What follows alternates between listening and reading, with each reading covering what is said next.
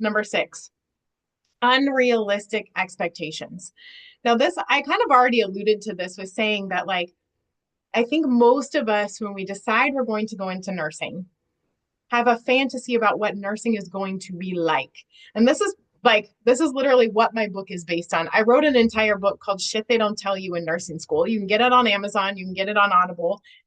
But the thing that I talk about in my book is that I had this whole fantasy, I had this expectation in my mind of what I was going to be able to do, of the difference I was going to be able to make.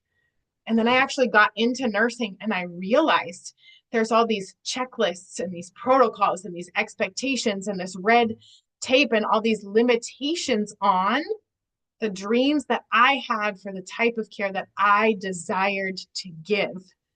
And again, it was like what I desired versus what the system said I had to do.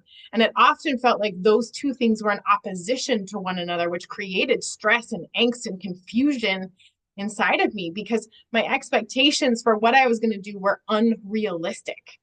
So be realistic about what it is that you actually signed up for. Ask other nurses who are in the profession, like, what is it that you actually do every day? What are some things that you're frustrated about? What did you expect to be doing versus what are you actually doing every day? And what I would challenge you to do is if you're finding that rift, right? Like this is what I thought I would be doing versus this is what I'm actually doing.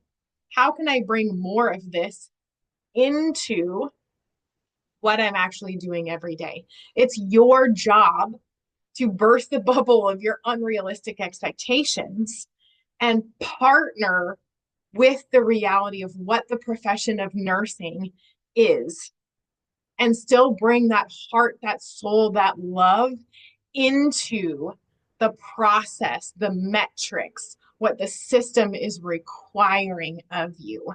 And when you can reconcile those things, you're going to have a much better experience.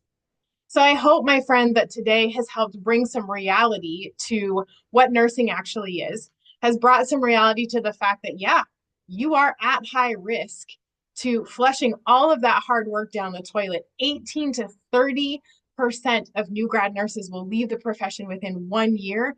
And I don't want that to be your story. So I hope I've helped open your eyes to some of the reasons that you could quit this profession within the first year. And I hope I've given you some helpful tips to help you know that it's bumpy, but it's possible. And I see you and I hear you and I am you and I am here for you. Much love until the next time, Coach Jess.